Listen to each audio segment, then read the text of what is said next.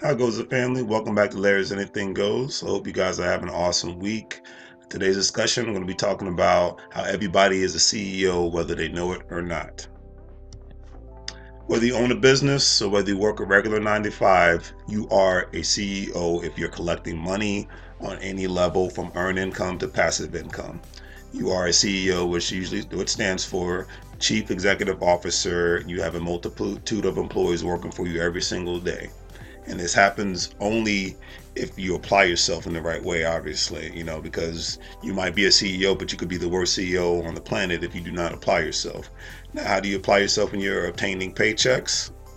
You know, well, why do I ask this question? Because first employees for the first employee that any person obtains in their life, any employee that they obtain in their life, is called cash money, the dollar bill, y'all. And I look at cash money as two ways to utilize it. One, it's a way to obviously survive, because you need to eat, you need clothing, you need a roof over your head, the whole 9 yards. It's just a fact of life. Second, you're supposed to use your money to work and make it rain on multiple assets. Make it work for you, not just work for it. The old good old rich dad poor dad saying, which will be the same saying till the end of time. But that's how I look at it when it comes to money.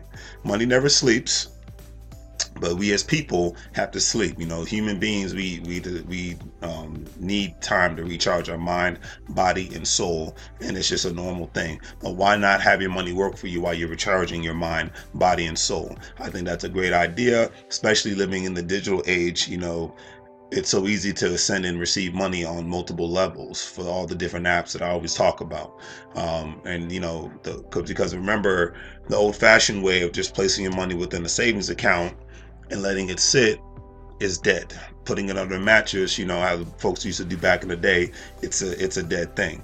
And why do I say that? Well, it's because money's supposed to grow. It's like seeds. It's supposed to grow. And if you don't plant them in the right places, you're basically not going to have any harvest time, if you know what I mean. But that's just my personal opinion. And because you want to be able to plant them in different areas, so you're growing apples, you're growing tomatoes, you're growing every different thing, and that way you can be joyful and fruitful when it comes to your money. I mean, you can utilize apps like Acorn. I do. Stash, I do, for IRAs, for stocks and bonds, for multiple different things. They always talk about Acorn. The best thing about Acorn is you can connect it to your debit card, and every time you swipe the debit card, which most people do, they take a certain percentage. They add, like, great example, if you spent $5 on a product, they add like 50 cents to that charge, and then that's you. They add that money to your stocks and bonds. I think that's an awesome thing. So every time you're swiping your debit card, you are in fact investing money in the stock market. That is a beautiful thing. You're making your money work for you every time you spend it. That's the way the real money players play. I don't care what anybody says. That's how it's really supposed to go down. But that's just my personal opinion. It's all about assets, and obtaining more assets, my friends.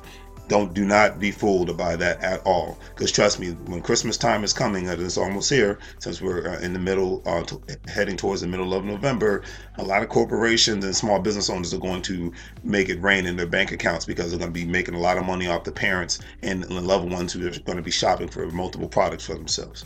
Something to think about. It's something to consider. That's how I look at it. Let's just keep it simple. And I've said this before on multiple occasions, about assets, talking about it growing. It goes way beyond just investing, in stocks and bonds. It goes way beyond investing in stocks and bonds, but it's like I said, a lot of people say, well, I can't afford to invest. I'm like, well, if you can afford to spend at least $5 a month, and if you can't do that, then you really need to reevaluate your financial portfolio. You just spend as little as $5 a month investing, if you have a tight budget, because hey, we all have hard times in life. I get it, and I completely understand it. We all have hard times, and it's cool. $40. But for me, I always say, well, why not $40 a month, just to keep it simple. For somebody like me. But for a lot of other people, they have those issues where they're really tight with their money. I understand it. I'm not even looking down on you, but just try to invest at least as little as $5 a month. Trust me, you will not regret it at all. And when it comes to, if you don't have enough education when it comes to stocks, bonds, and things of that nature, then utilize Google. Google is your best friend. Google is the educational source for wealth. Trust me, I utilize Google on a regular basis when I don't know something. I don't claim to know everything, and I never will, but education is the key. Education, one, then two, action, and then three, I always say, you have to make sure that you're right around you keep yourself around the right people when it comes to friends and family. They always say you can't choose your family, but you can darn sure choose your friends, and choose them wisely, because you don't want to always be the ugly duckling in the conversation, or the odd one in the conversation when it comes to all the multiple conversations that are out there. You want to be around people who, they might talk about some of the random basic stuff that most people talk about, but you want to be around people that's going to be talking about real estate, investing, on multiple levels, stocks, bonds, because real estate is another key to wealth. I'm utilizing that myself when it comes down to it. Everything I talk about now, I'm doing, so I'm not trying to be a hypocrite. I'm all about talking, doing, action, implementation, etc., and being around the right people while doing it at the same time. I'm considered the weird one out of the bunch, and if you consider yourself to be the weird one in the room, that's cool.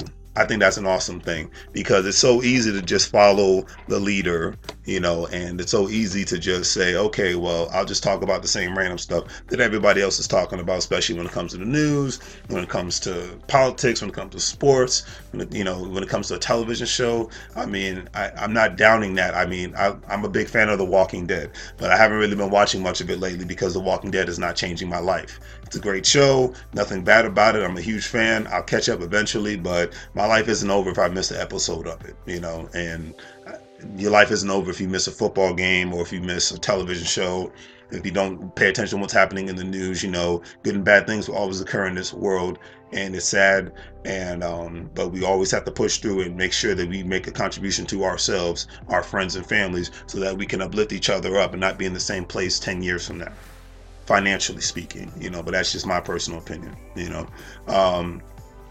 And you just save money and investing. The thing I love about it is it's a culture, and it's a culture that knows no color, it knows no religion, it knows no sexual orientation. All that nonsense is thrown out of the window, because everything that I just mentioned, everyone that's a part of those specific cultures plays the money game, and they play the win, and they play it well, and they play it from a family and friend standpoint, and I love being a part of the money culture.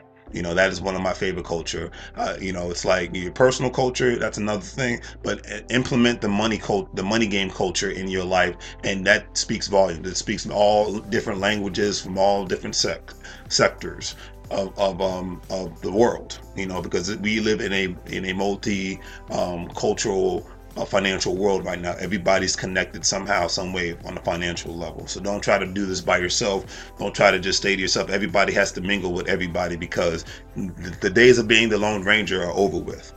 The days of being the Lone Ranger are over with, and if you're going to be a part of this culture, you got to be able to engage with other people from all levels, from all parts of the country, from all parts of even the world, depending on the level that you're trying to get to. And another thing about being a CEO is, they do mergers and acquisition deals on a daily basis, and you can do this too if you stop thinking like the rest of society, because it's easy to think like the rest of society. Think and live outside of the box. As the guy from the Minority Mindset says, don't be the majority, be the minority when it comes to how you look at life, how you implement life, and how you implement your financial wealth and success. That's how I always look at it.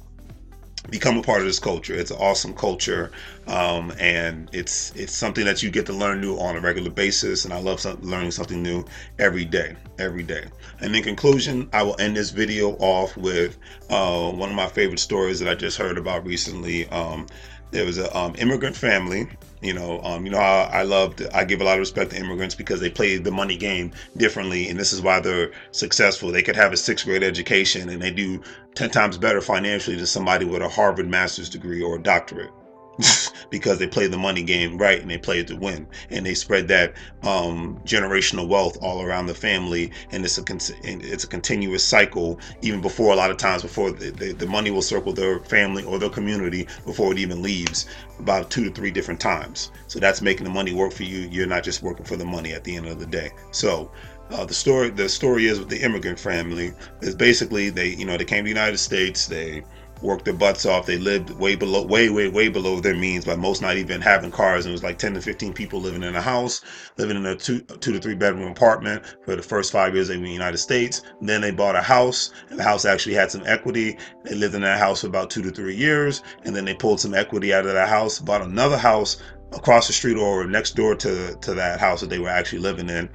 And one of the families moved out, so they still had two, instead of three families living in the house, they had two families living in the house. And then in the new house, they had two families living in. One of the families left, and another family came. So that's four families playing the money game. And then what's the beautiful thing? They pulled equity out of that house after a year later, and then they bought a restaurant. That's group economics. That's just a simple version of group economics. And if you want to really become a chief executive officer, CEO, simple decisions like that with the right people and with the right mindset can be implemented in a great magical way.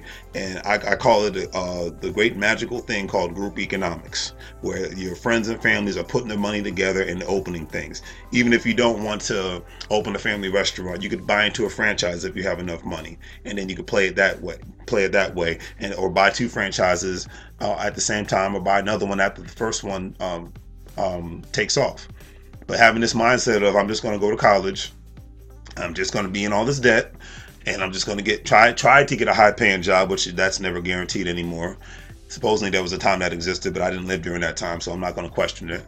All I can speak about is my generation, the millennial generation, and the Z generation, which I read an article the other day about. A lot of the Z generation kids are getting skilled trades and certifications, which I commend, because who needs all that debt? If you're going to at least acquire that debt, at least have the high paying job first. And having a skill set, because that's what really corporations are looking for, big and small. People with more skill sets than degrees, because everybody having a college degree has just become so saturated nowadays. It's not a bad thing to have. I'm not downing it, but I'm just calling it like I see it. But you can't play the money game by yourself anymore. Those days are over with. There was a time after the Great Depression where people learned that lesson, and they pulled their resources together from all different communities, black, white, Asian, Hispanic. Everybody pulled their resources together as family units, and they built generational wealth. A lot of people feel that they can just be able to graduate school, have a lot of debt, and just barely make it and get by, and not try to bring money together from a family unit, from a community unit, and from a cultural unit. A lot of people don't understand that that's not the way to play if you're not bringing your family and friends in and trying to make things happen. Not everybody can own a company. I get that. I respect that. But when it comes to your dollar bills, your hard-earned dollar bills, you are the CEO of your life, and you got to be able to make the right investments. You want to work a good job, you want to climb the corporate ladder, you want to climb the small family business ladder, or being a government employee ladder.